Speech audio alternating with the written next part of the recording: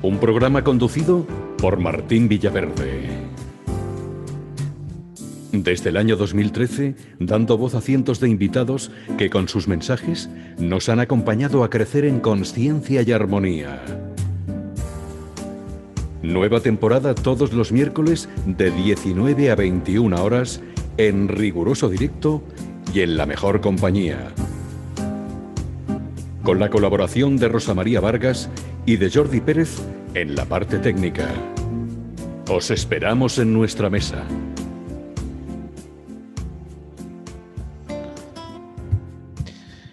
Buenas tardes, bienvenidos a Más Allá de la Tierra en la Marina FM de Barcelona. Estamos en el 102.5 de la FM y ahora mismo también en directo en el canal de Publisolidaria, en la zona de Más Allá de la Tierra, que sabéis que cada semana dentro de este canal vamos compartiendo los directos del programa que tenemos de 19 a 21 horas. Normalmente siempre pues con dos invitados, con mesa abierta y demás.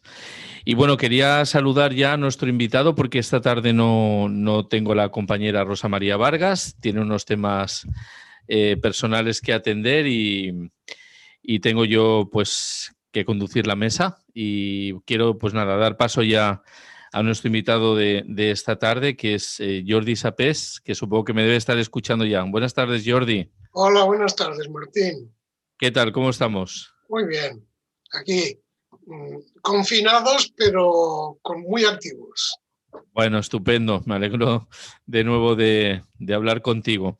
¿Cuánto hace que estuvimos la última vez comentando? Pues ahora mes y medio o algo así. No mucho, ¿no? Mes y medio. Sí. Bueno, antes de nada tengo que hacerte una pregunta, tengo varias, pero antes de nada, como tenemos una horita por delante, quería comentarte que no sé si sueles hablar del tema político o no, pero siempre me gusta dar una pincelada de alguna cosa que es la actualidad, ¿no? Y quería tu punto de vista sobre estas elecciones, cómo lo has vivido, qué te parece. No quiero saber si has ido a votar o no, no es lo que realmente me interesa, simplemente la percepción que te ha llegado a ti a nivel personal. A mí, a ver, esto se puede incluir en la charla de hoy tranquilamente, Sí. porque hablando de espiritualidad integral, pues una de las cosas que nosotros insistimos es que en estos momentos la espiritualidad es la única alternativa que realmente puede modificar las cosas tal como están. Entonces, pues de esto se desprende que las elecciones, con los tipos de programas que se han presentado y las personas que las han protagonizado, no me parece que vayan a cambiar gran cosa, aparte de ser oportunas o no en esta situación de pandemia. Ya. Sí, compartimos la misma realidad. Sí. Bueno, pues vamos a ir a lo que nos ocupa, ¿no? Que es el legado de Antonio Blay. Y te quería trasladar, así como parte de la primera pregunta, ¿no? ¿Qué es para ti el ser humano? A ver, Blay decía que en el ser humano había que distinguir dos cosas. Una era lo que era el ser humano, la identidad, y la otra era el cómo era el ser humano, que es lo que podemos llamar la personalidad. Entonces, la identidad es el yo, es lo que yo soy y permanece idéntico a lo largo de toda la existencia. En cambio, la personalidad es algo que se va desarrollando, es algo que se puede modificar, algo que puede cambiar. Pero en el fondo de todos estos cambios permanece esta realidad esencial, que es lo que me da el ser. Y esta realidad esencial nosotros la definimos como compuesta de, más que compuesta, se puede definir desde tres aspectos. Una, que es energía. Otra, que esta energía está estructurada de una manera determinada. Y una tercera, que esta estructuración está hecha de tal manera que todas las cosas, todos los seres, ¿no?, son interdependientes, están relacionados entre sí, ¿no?, de una forma, digamos, relacionada con su naturaleza. Y entonces lo propio y específico del ser humano es que el ser humano puede ser consciente de esta realidad y la puede utilizar de una manera a propósito, de una manera personal, de una manera voluntaria. Y desde este punto de vista, pues nosotros entendemos de entrada que la capacidad en sí, la capacidad de ver, amar y hacer, es algo espiritual. Y la manera, la forma, el modo, es algo que la existencia nos da. Es como si dijéramos que nuestro espíritu es agua y este agua se derrama en unas botellas o en unos recipientes y adopta la forma de la botella y la forma del recipiente. Entonces, cuando un ser humano nace, es el espíritu que se está manifestando en esta forma y la forma la determina el entorno, la sociedad, la familia en la que uno nace. Pero así como las demás cosas y seres, cuando se manifiestan de una forma, permanecen en esta forma durante toda su existencia, el ser humano, que de entrada ha sido formateado de una manera determinada, tiene la posibilidad de modificar en parte o en todo esta forma inicial. Es decir, que la personalidad llega un momento que al inicio estamos mucho más conectados, ¿no? Y luego una vez que se va creando esa personalidad, vuelve nos desconecta, ¿no? Bueno, sí, pero eso no es por la cuestión de la personalidad. Es porque este formateo inicial, a ver, cuando nace un niño o cuando nace una niña, además de ser una persona con un cuerpo determinado que le ha venido dado por la genética de sus padres, además de esto, en su desarrollo incorporará unas costumbres, incorporará una forma de ver el mundo, incorporará una moral o una sensibilidad que le viene del entorno. Es decir, una de las cosas en las que nosotros ponemos el acento es que el ser humano nosotros lo vemos como un ser que de entrada ya es colectivo, porque ya es el fruto de toda una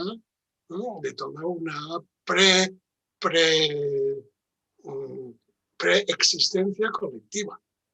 No solo la de sus padres, sino la de la familia, la del pueblo donde nace, la del país, la de la cultura. Todo esto, digamos, es lo que formatea al niño.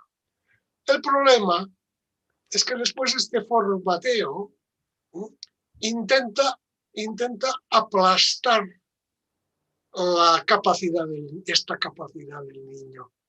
Intenta aplastarla cuando empieza a educarlo, porque estaría muy bien que al niño se le desarrollara esta capacidad que tiene, dándole información, dándole unos patrones, orientándolo de una manera determinada para que tenga una capacidad de relacionarse y de moverse en el entorno en el que han nacido. Pero con la educación lo que se hace muchas veces es anular total y absolutamente esta capacidad del niño y no solamente darle un cuerpo y unas ideas, sino obligarle a pensar, a sentir y a hacer de una manera determinada. Y ahí es donde, en principio, se acaba la libertad y ahí es donde, en principio, se anula lo que es propio del ser humano, lo que es espiritual del ser humano. Se convierte a cada ser humano en una especie de pieza más o menos correcta que se tendrá que aplicar en un engranaje que ya está funcionando. Y esto lo desprovee de la espiritualidad y de la conciencia. Sí, en cierto modo nos convierte como en autómatas, ¿no? Eso es. Prácticamente. Sí. Autómatas sintientes. Exacto. Por suerte. Ya, porque de momento. Exacto. Porque en repetidos momentos de la existencia esta sensibilidad de alguna manera intenta romper el molde, intenta romper esta esclavitud. Y a veces pues lo consiguen. Claro. Sí, un poco a la misma pregunta inicial, ¿no? O sea, la segunda parte es, ¿tenemos en cuenta la naturaleza del ser humano? Es evidente que no. Que no. Es evidente que no. Es decir, lo que la educación, la sociedad, de alguna manera, lo que se tiene en cuenta es a sí misma, en el sentido de querer perpetuar, sobre todo por parte de la gente que tiene un dominio o que tiene un poder. Intentan perpetuarse. Y entonces la persona que nace es una persona que tiene que sustituir una pieza que ya no funciona. Hay que sustituir una pieza por otra pieza, pero no importa la persona. Importa en todo caso para qué va a servir, a dónde se va a colocar. Y entonces la supuesta libertad es que intentes colocarte lo más para arriba posible, pero lo más para arriba posible no deja de ser formar parte del mecanismo y no deja de ser una esclavitud. ¿Cuál sería el propósito? No sé qué sentirte hace a ti. ¿Cuál es el propósito de este reseteo, no? Bueno, es el sobrevivir. Digamos, a ver, el ser humano individual también tiene un instinto de supervivencia. Y entonces cuando hay cosas que lo amenazan, pues intenta defenderse e intenta reforzarse. Pero claro, también una amenaza infundida, ¿no? Porque entiendo, hago este tipo así también de pregunta, porque si viésemos el planeta como tal, no debería haber este egoísmo, ¿no? Porque claro, este planeta bien tratado, bien cuidado, sí, evidentemente que da para todos los seres humanos, ¿no? sí. Pero yo puedo entender que en la época de las cavernas tenías miedo de que no viniera un animal y te atacase, por ejemplo, ¿no?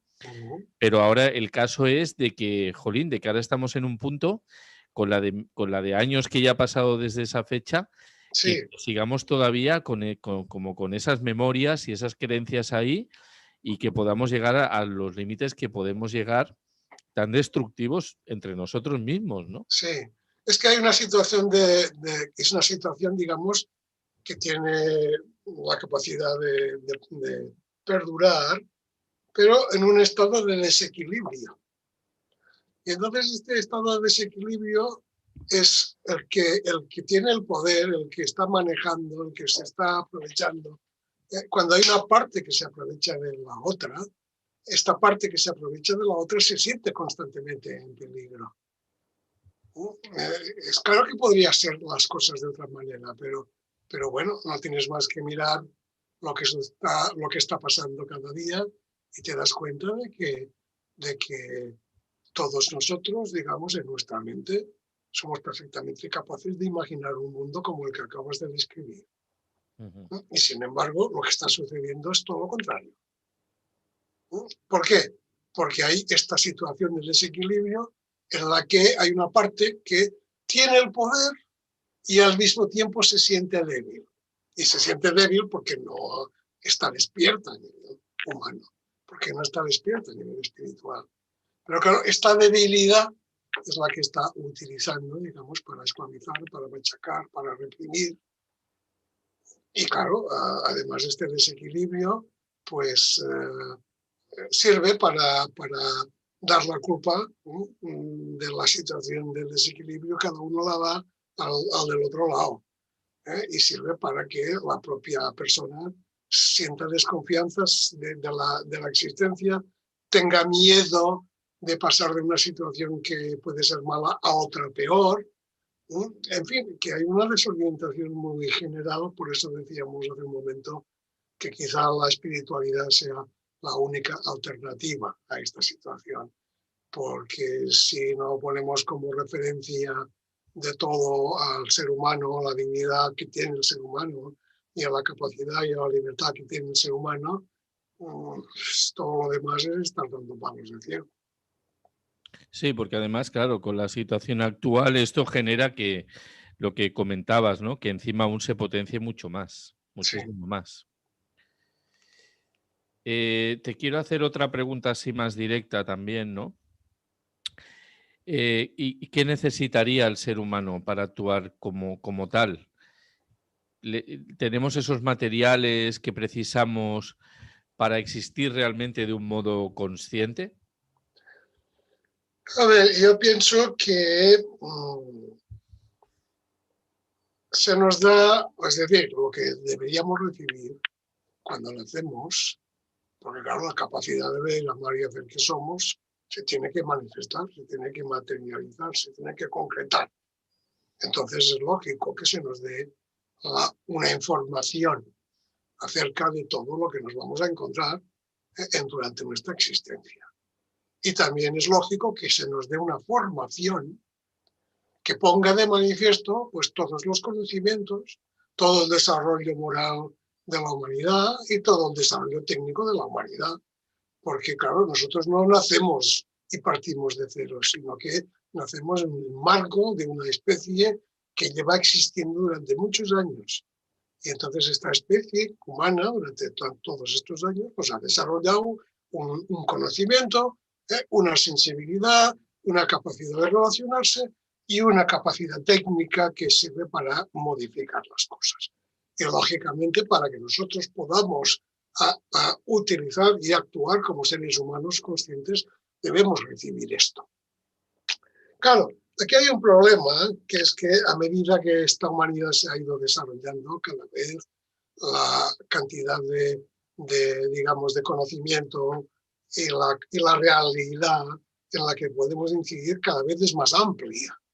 De tal forma que, claro, es imposible que un ser humano en el transcurso de su existencia llegue a conocer de una forma profunda todas las áreas del conocimiento, o llegue a tener un desarrollo, digamos, estético en todas las artes y un desarrollo técnico, capacidades en todas las cosas, en todas las profesiones. Esto es un problema, pero sin embargo debiera haber una especie de conocimiento nuclear, básico, sobre lo que es el pensamiento, cómo se ha desarrollado los sistemas políticos a lo largo de la historia, cómo se ha desarrollado la técnica y la ciencia a lo largo de la historia. Tener una visión global, digamos, de el punto en el que este ser humano concreto que llega, que nace, aparece en un momento de la historia. Y entonces hay que hacerse cargo de esto. No es aquello de decir, bueno, vamos a ver para qué sirve este chaval o esta chica. Vamos a ver en qué destaca y lo vamos a especializar en eso. Porque claro, si todos nos especializamos en algo, pues estamos perdiendo de vista la globalidad en la que estamos viviendo. Y además se nos puede condenar tranquilamente diciendo tú habla de lo que tú sabes y olvídate de lo demás porque de lo demás no sabes. Es decir, este mundo de expertos en el que uno no puede abrir la boca es lo que permite esta especie de esclavitud. Pero es más, hay otra cuestión que nosotros apuntamos, que es que además de que el niño o la niña en el momento en que nacen y se educan han de recibir toda la información previa que les permita entender el mundo en el que están viviendo, debieran también ser informados de los problemas que en estos momentos hay en este mundo. Porque ellos van a ser los encargados de procurar resolverlo. ¿No? Y claro, en vez de decir, no, esto que no afecte al niño, porque el niño es inocente, porque el niño esto no lo puede ver, que no vea las noticias, que no vea las atrocidades que se están cometiendo, porque puede herir su sensibilidad, como nos dicen todavía, ¿eh? A veces antes de darnos noticias muy malas, nos advierten de que puede herir nuestra sensibilidad. Pues vaya sensibilidad.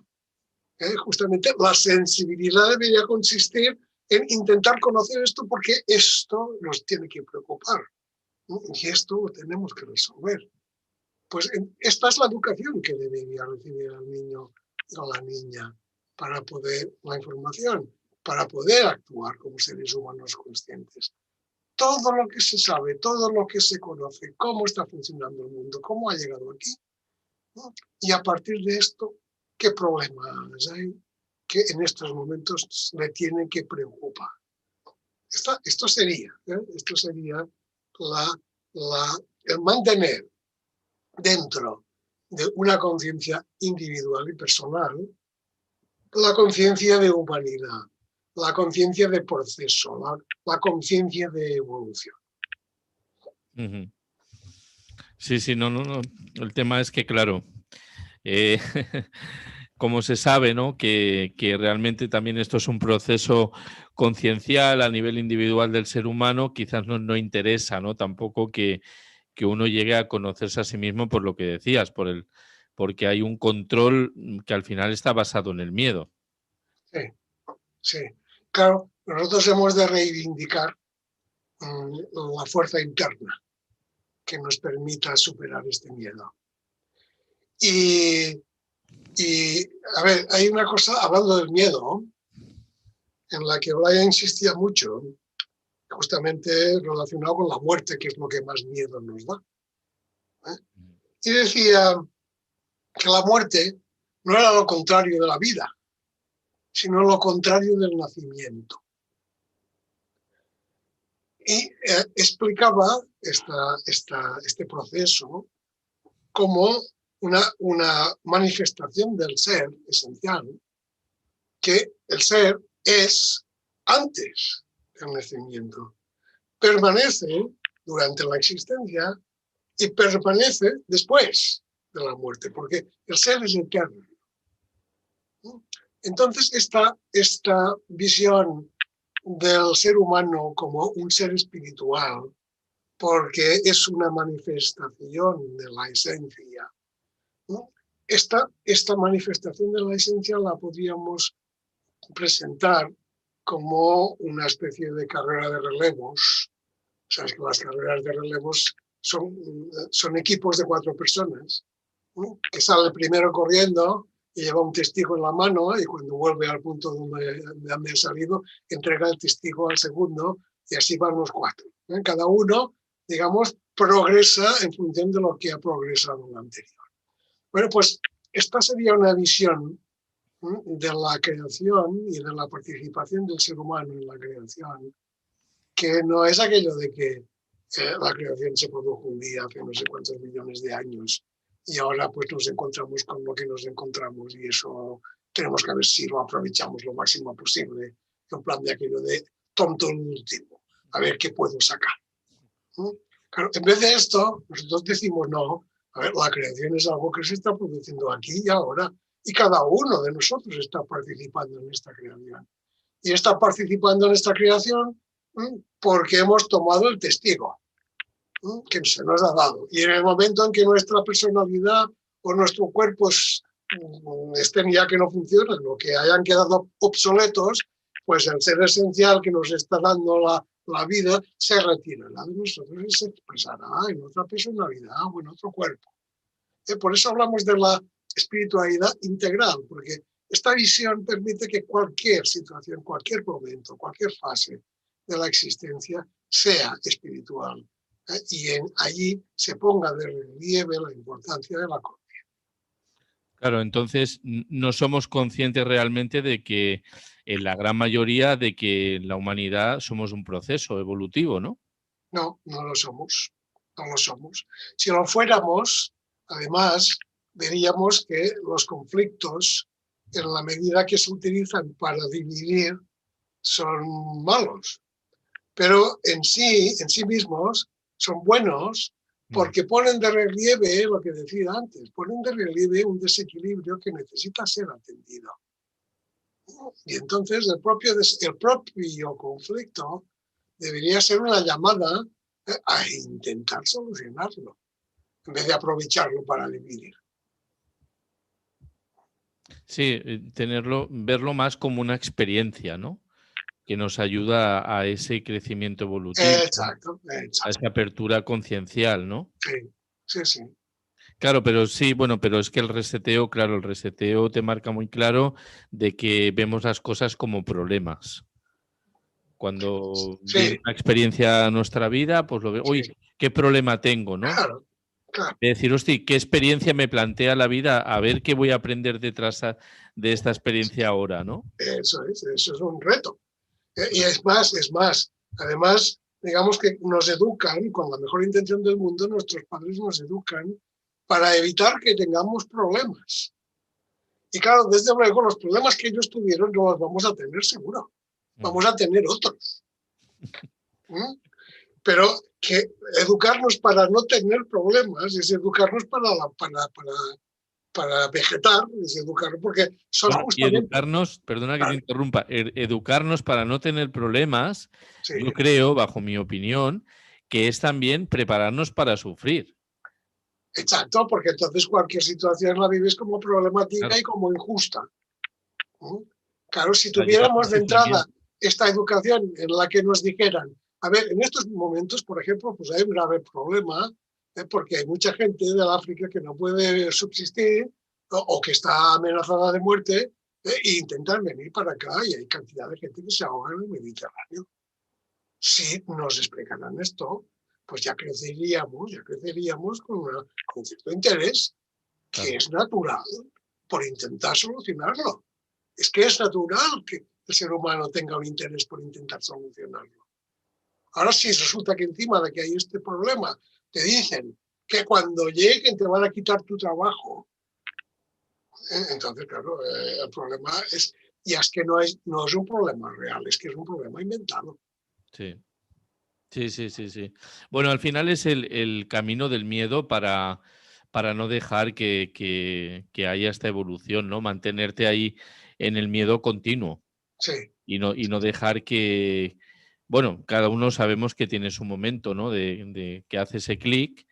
Creo que ahora, no sé si lo compartes, pero todo lo que estamos viviendo ahora, que ya llevamos un año, pues también está ayudando en parte a hacer ese clic, ¿no? Dentro de todo lo que está ocurriendo, evidentemente, con la gravedad que tiene, ¿no? Pero que también está ayudando a ese salto, ¿no? esperemos, porque a mí me ¿Cómo lo sorprende, estás percibiendo tú casi ya casi en el año ya que vamos a sí, llegar? a mí me sorprende, por ejemplo, una cuestión tan básica como que en estas elecciones ningún partido político haya hablado de la necesidad de subir los impuestos. Ujú. Y no digo a quién, pero Ya. lo que es evidente es que durante este año se ha puesto de relieve un vacío, un déficit de asistencia por parte del Estado, que es producto de los recortes que ha habido en el estado del bienestar. Ujú. Estos recortes que ha habido en el estado del bienestar, digamos que se han podido mantener más o menos escondidos hasta que ahora la pandemia nos ha aflorado con una evidencia total y absoluta.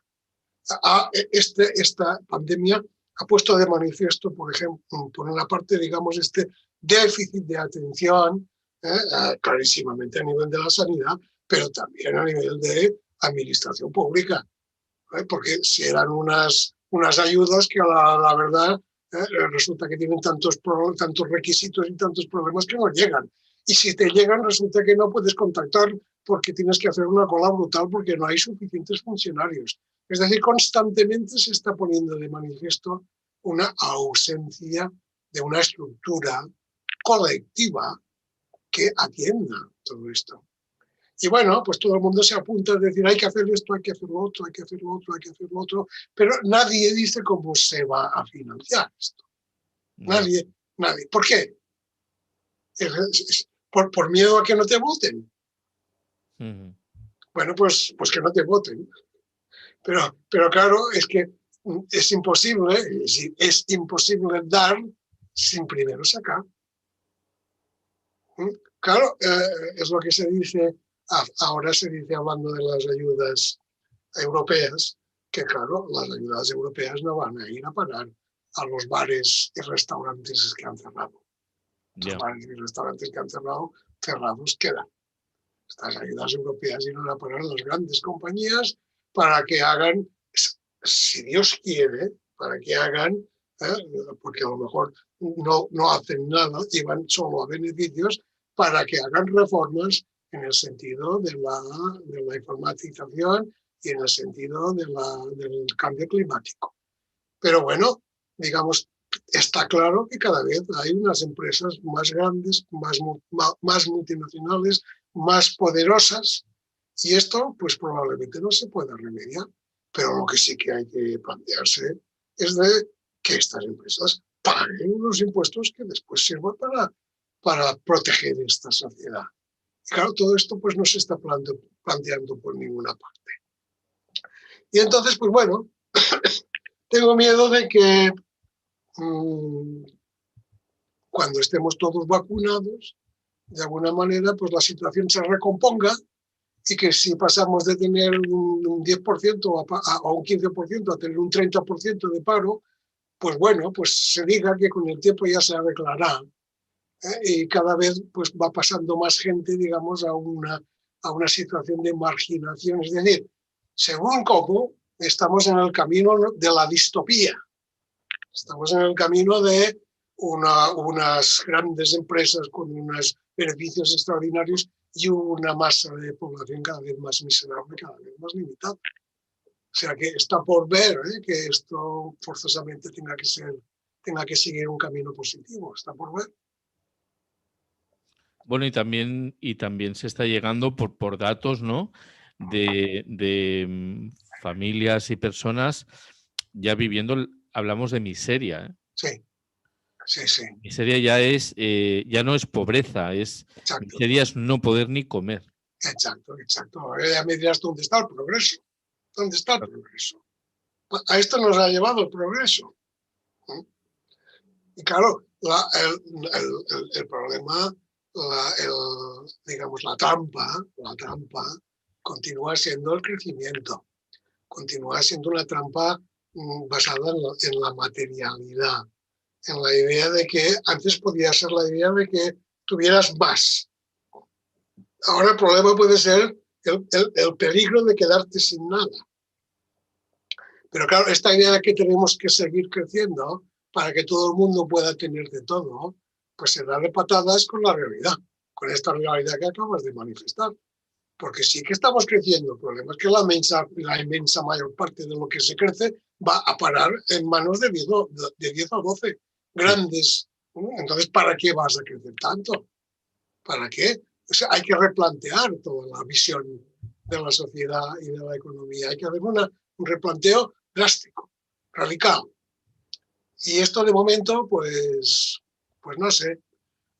El hecho es que esta sensación de desatención y de que la población se va quedando cada vez más marginada y más desatendida, lo que está haciendo es alimentar a la extrema derecha. Y claro, la extrema derecha es una trampa porque sirve justamente para evitar que haya revolución, para evitar que haya progreso. O sea que la situación es bastante complicada, vaya, me parece a mí. Sí, ¿no? O sea, tenemos unos tiempos todavía de mucha observación, pero también de mucha experiencia, y de experiencia quizás bastante complicada, ¿no? Y bueno, y quedarnos incluso con falta de capacidad de decisión y de libertad. Sí, bueno, la libertad es la única cosa que no nos pueden quitar, ¿no? Lo que pasa es que si confundimos libertad con capacidad de hablar y capacidad de decir y capacidad de hacer en el sentido de que pueda hablar y decir y hacer lo que quiera, pues eso evidentemente pues cada vez puede estar más limitado. Está cada vez más limitado. Exacto, pero si hablamos de libertad en el sentido que hablaba Sartre, que decía, a ver, si no, en última instancia, decía él, si hay una guerra, pues yo me puedo largar. Y si no quiero participar en esto, pues me puedo suicidar, decía él. Pero esta no es la vía. Pero digamos que la libertad interior, que es la que somos, esta no nos la pueden quitar. Ahora nos la pueden limitar y nos la pueden entorpecer y sobre todo pueden conseguir que tengamos mucho miedo de expresarnos y de decir lo que estamos viendo, porque es que eso es algo que estamos viendo. Hoy tenemos un problema justamente con una persona que acaba de ingresar en prisión por las letras de unas canciones, Sí.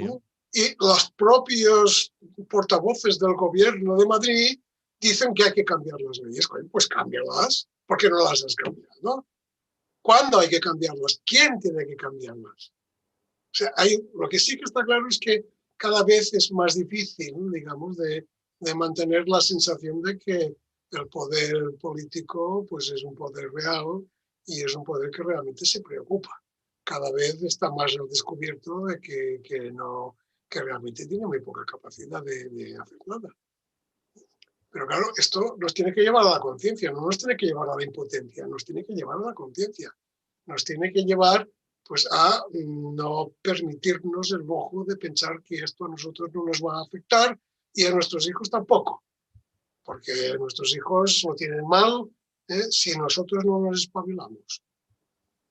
Claro, y sobre todo también mirar cada uno a nivel individual qué es lo que puede hacer, qué puede aportar y mirar hacia adentro, ¿no? Y decir, bueno, todos podemos aportar algo a que realmente al final se genere un cambio para bien, ¿no? Porque, vamos, yo creo que todo el tema cuando empezó toda la globalización inicial, ¿no? Que se vendía como la gran panacea y al final te das cuenta que esta globalización solo sirve para lo que acabas de comentar, ¿no? Para que hayan 10 que manden en el planeta a nivel económico, por ejemplo, ¿no? Sí, sí, sí. Sí, sí, sí. Y esto que dices de que cada uno puede aportar en su entorno, esto es muy importante, porque a veces tenemos la impresión de que si no podemos cambiar el mundo de arriba abajo no se puede hacer nada, ¿no? Y eso no es así. Eso no es así. Pero esa es la excusa típica siempre, ¿no? Cuando hablas, supongo que te debe ocurrir muchísimo como a mí, ¿no? Hablas con personas que están en su punto conciencial, evidentemente, y con su criterio, ¿no? Y el escudo es uy, pero es que yo no puedo hacer nada. Sí, sí. A veces es este escudo y a veces es también una idea de que todo los cambios tienen que venir de arriba. Sí. Y no necesariamente. Es decir, a ver, uno está en un entorno familiar y sobre todo está en un entorno laboral y está en un entorno social. Y sobre todo en el entorno laboral, que es el entorno en el que pasamos más tiempo durante nuestra existencia, hay pues una serie de estructuras que la mayor parte de ellas están basadas en una especie de jerarquía autoritaria que desde un punto de vista práctico es contraproducente. Y quien más, quien menos, todo el mundo que tiene un poco de conciencia se da cuenta de que actuando de otra forma o modificando algunos comportamientos objetivamente, es decir, no estando tan pendiente de cómo quedo yo, o del prestigio que tengo, o de la posición que ocupo, sino estar más pendiente de lo que estoy haciendo, del producto, de lo que se está realizando, del servicio que se está dando. Pues si uno contempla esto, se da cuenta de que aquí tiene un margen de maniobra importante, que ahí puede hacer una modificación.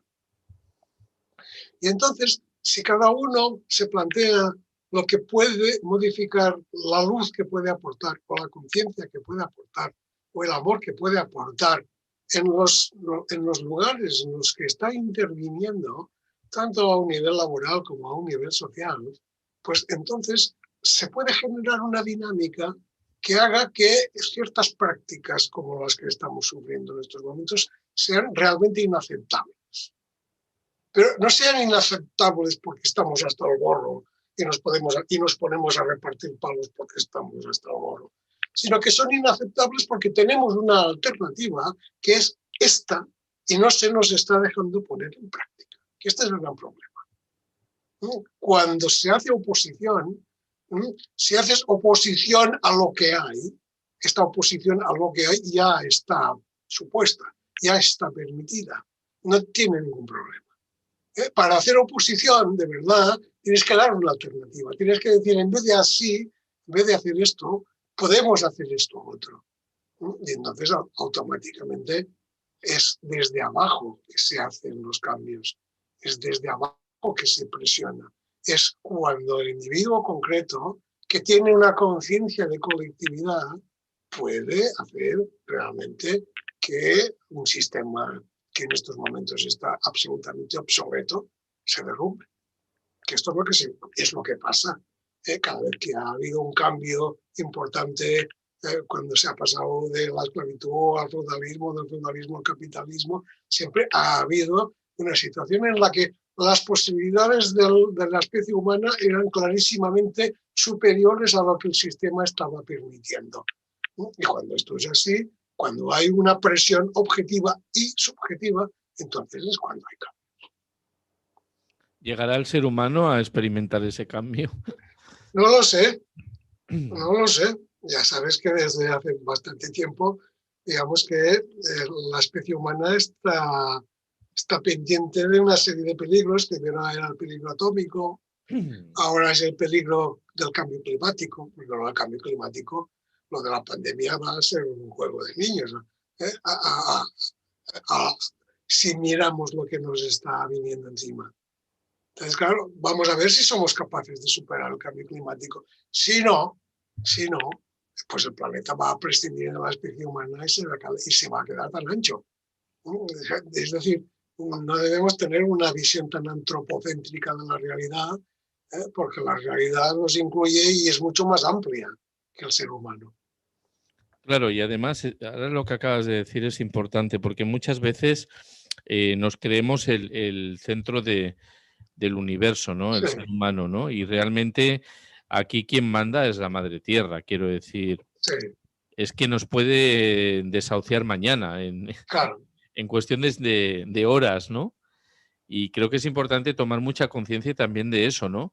Que donde vivimos, donde dormimos, de donde comemos, de donde evolucionamos, sí. no le damos un trato adecuado, ¿no? Claro, eso forma parte de la espiritualidad. La espiritualidad no es creer en Dios. La espiritualidad es utilizar las capacidades de conciencia que tenemos. Y se utilizan para hacer frente a los problemas que nosotros mismos hemos creado en uso de nuestra libertad. Porque claro, no somos robots espirituales, somos conciencia espiritual. Entonces esta conciencia la podemos poner al servicio del progreso o la podemos poner al servicio de proyectos personales de corto alcance. Y realmente todo esto que, si nos vamos ya más allá, ya para rizar un poco más el rizo, ¿no? Si realmente no es el juego de la oscuridad y la luz, o sea, para poder haber un cambio conciencial a nivel humano importante, tiene también que haber ese apretón, ¿no? Por otro lado, ¿no? ¿No crees? Bueno, a ver, uno tiene que mirar dónde está la oscuridad.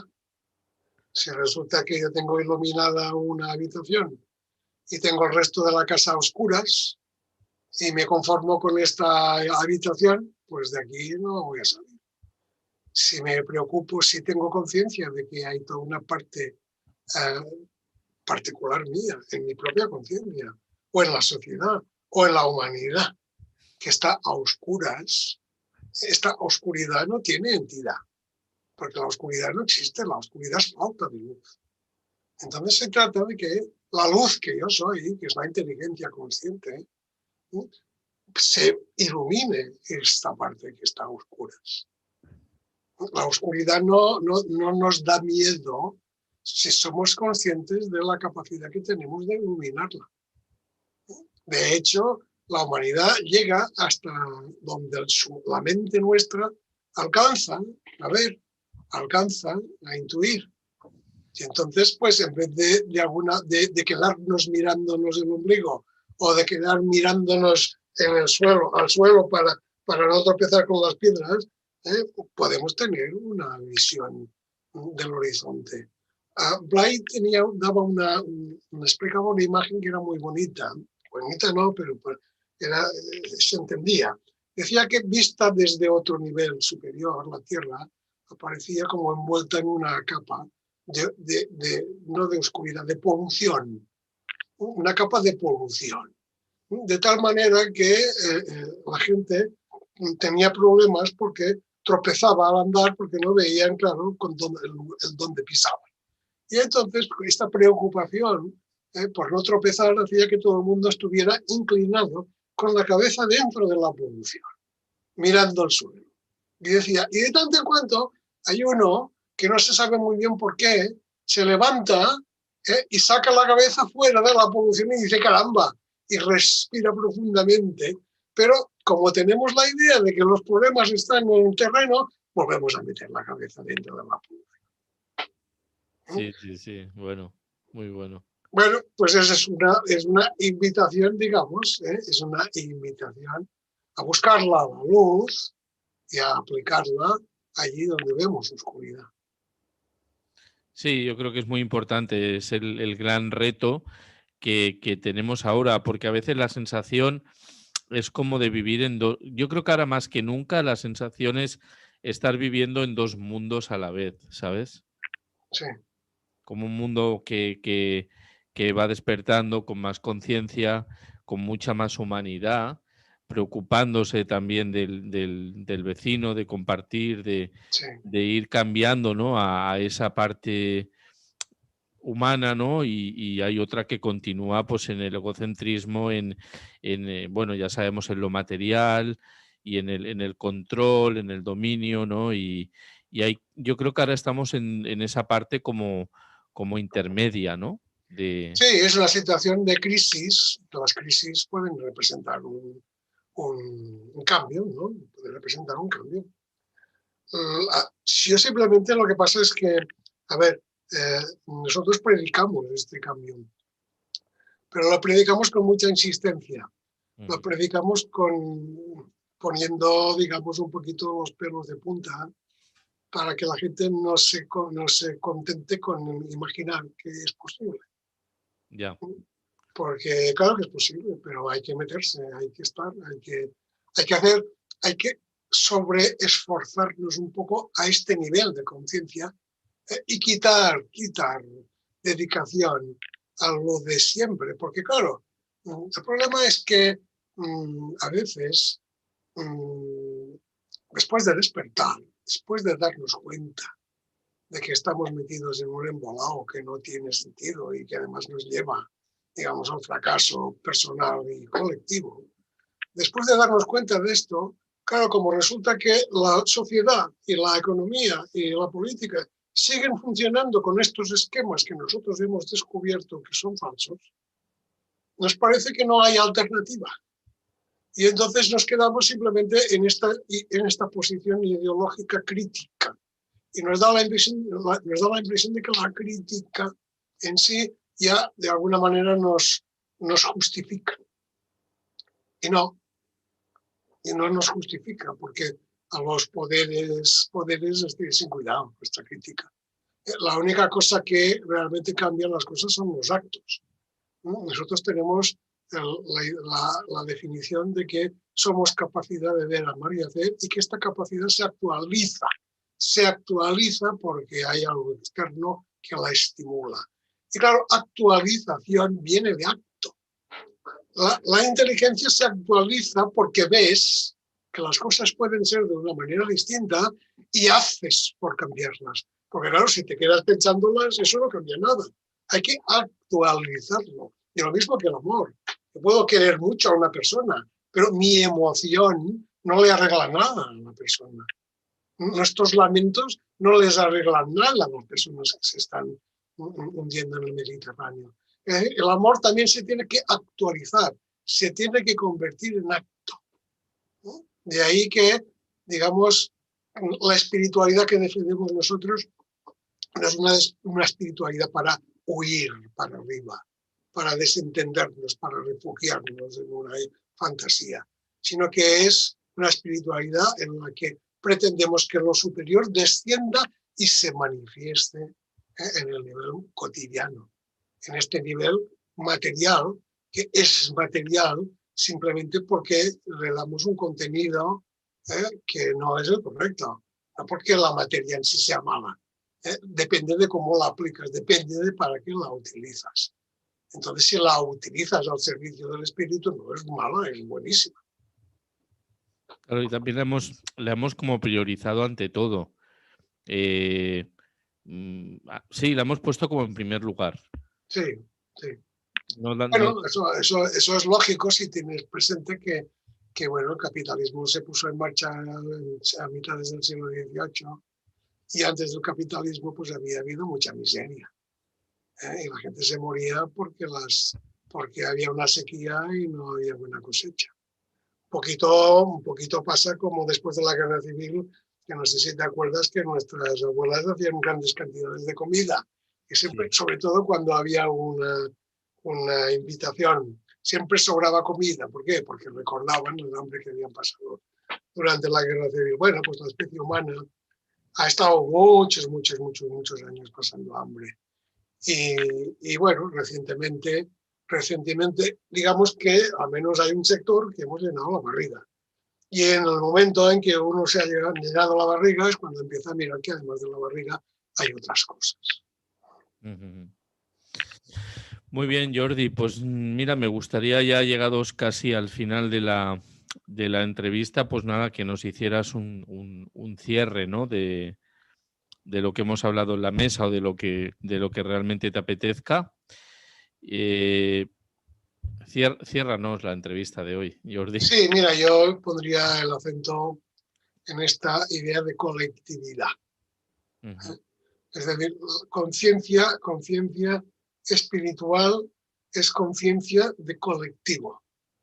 Es conciencia de lo que decíamos hace un ratito, de nacer en un momento determinado de la historia, en un momento determinado del progreso de una humanidad que nosotros mismos somos capaces de visualizar como una humanidad que es consciente, que es solidaria, que es global, que es capaz de asegurar la subsistencia de todos los seres humanos que habitamos en este planeta y de, a partir de esta subsistencia, instar a estos seres humanos a ser creativos, a ser solidarios, a construir una civilización que puede ser una maravilla, una cultura que puede ser extraordinaria. Esta intuición la tenemos que adecuar a la situación concreta en la que estamos naciendo. Y la obligación de la sociedad es transmitir a los que llegan toda la información, toda la formación, toda la técnica, todas las capacidades que el ser humano ha desarrollado para que este que acaba de llegar participe de una forma consciente y voluntaria en esta historia de progreso y viva él personalmente su existencia como una realización a un nivel material, a un nivel horizontal, como la sensación de que tú puedas llegar al final de tu vida con la satisfacción de tener claro que tu vida no ha sido algo inútil, sino ha sido algo rentable para la humanidad en términos de lo que has aportado poco o mucho, y sobre todo para ti, porque a través de este esfuerzo has sido capaz de tomar conciencia de este espíritu que eres, de esta esencia que eres. Porque la capacidad de ver, amar y hacer que somos no puede ser una frase bonita. Se convierte en una experiencia cuando yo realmente me enfrento a situaciones que no entiendo, a situaciones que vivo como una injusticia, a situaciones que vivo como un obstáculo y enfrento estas situaciones como un reto en el que estoy ejercitando la capacidad de ver, la capacidad de amar y la capacidad de hacer que soy.